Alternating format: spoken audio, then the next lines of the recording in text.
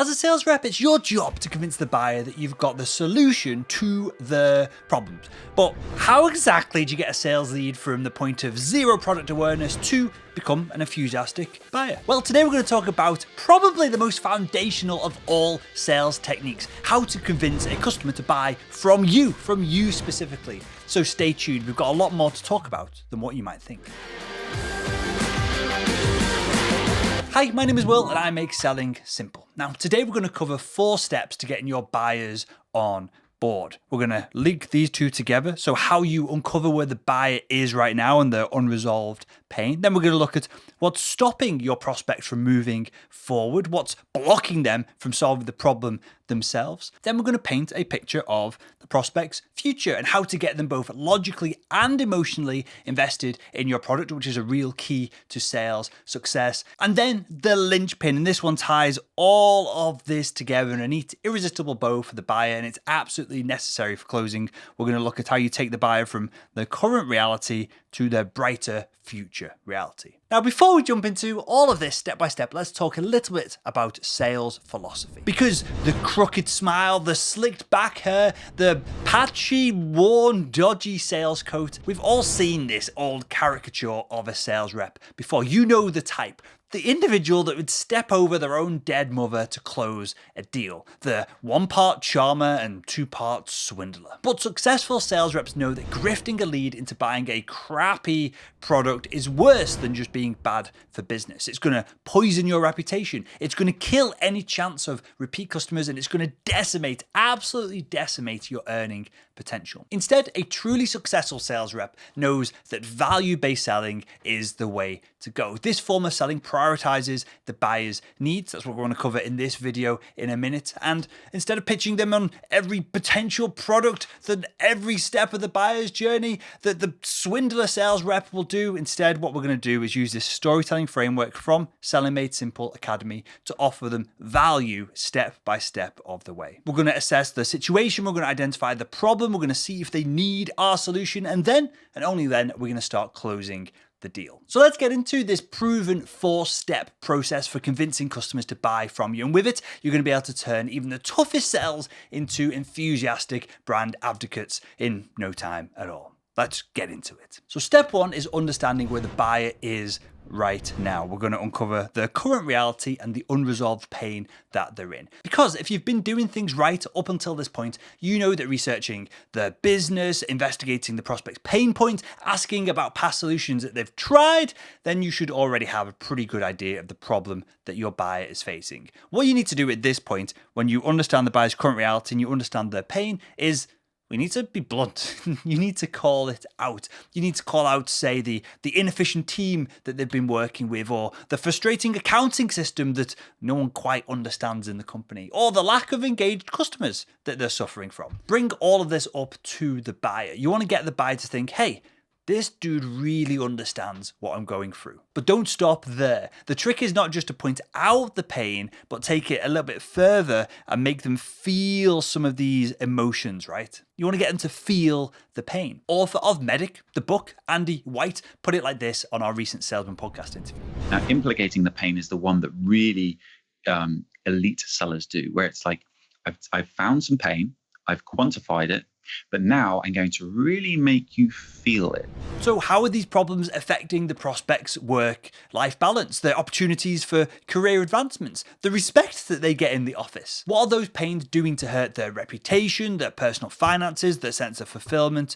If you hit all of these points and you hit them hard, you're going to raise the emotion at this step of the process, and you're going to have a buyer who wants you to call them, a buyer who wants to respond to your emails, a buyer who's going, heck, this person might be able to solve this issue for me. Step 2, we're going to point out the barriers. Similar to picking out the pain points, this step also builds rapport and gets the buyer thinking, this person that I'm dealing with, this salesperson really knows their stuff. We're going to dive into what's stopping the prospect, what's holding them back from solving this problem on their own. Because if they could solve it on their own, then there's no need for you to be engaging with them, right?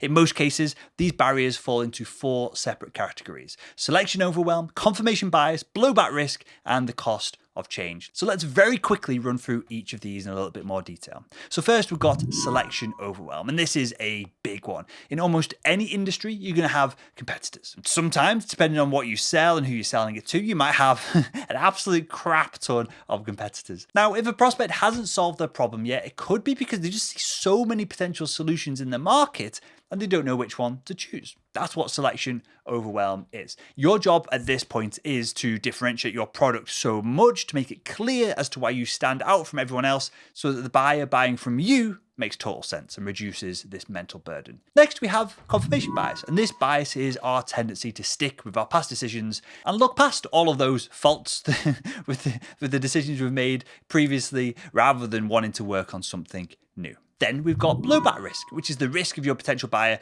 looking like a right idiot if things don't work out from working with you. The solution to this one is your brand reputation, any case studies, customer testimonials, and your own personal reputation in your industry. And then finally, we've got the cost of change. Now, there's always going to be some costs to implementing a new solution to a problem.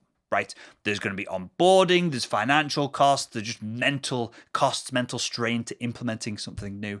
But if you can make your buyer's job as easy as possible and you communicate this to them at this point in the sales process, let's say by providing complimentary training or free support for a year, then you can help them overcome this barrier as well. So during your sales conversations, you've got to understand what barrier, what big wall is stopping the prospect going from one side of this to the other, what's stopping them going from their current reality to a big, brighter future reality, and then you've got to step in and solve this problem for them. Then we can move on to step 3, which is where we're going to paint a picture of where the prospect wants to be.